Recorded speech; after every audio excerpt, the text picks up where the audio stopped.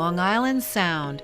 It's used for transporting people, goods, and energy. The Sound's ports and harbors have long played a vital role in Connecticut's economy.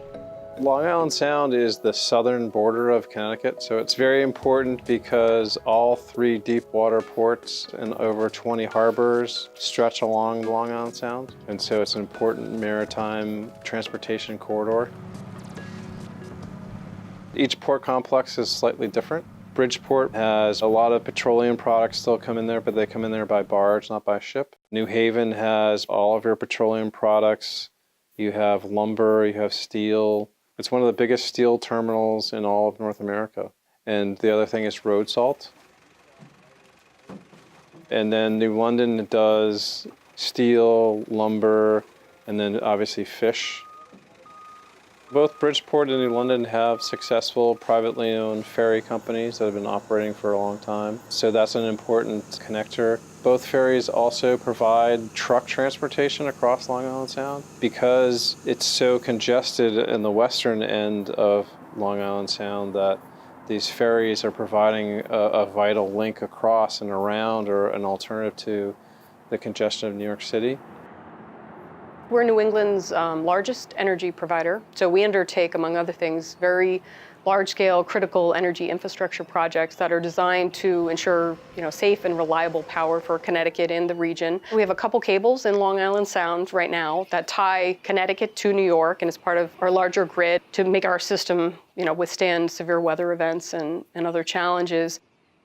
The Sound is just a tremendous natural resource for Connecticut and the surrounding areas, for Eversource, our employees, our customers.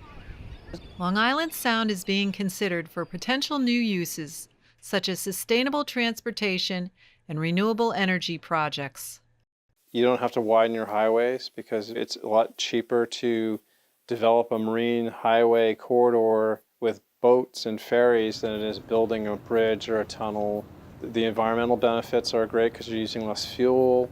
The infrastructure that would be enabled by the Sound and potentially put in the Sound would enable the clean energy that I think the region needs to meet its state policy and greenhouse gas emission reduction goals. With the new renewable energy that's expected to go in south and east of us, there may be cables that transmit that. The question is, where do those cables go? How can we help them find those locations where they're not going to run into all this conflict with other existing users?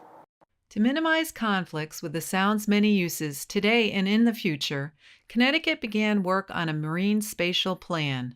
The Long Island Sound Blue Plan includes preserving the Sound's special ecosystems and resources while making sure the decision-making process is science-based and inclusive of all stakeholders. We've identified spatially in the plan different types of uses that exist in the Sound. So if you have a recreational use, you would want to make sure that that intensive recreational waterway is not in a major shipping channel.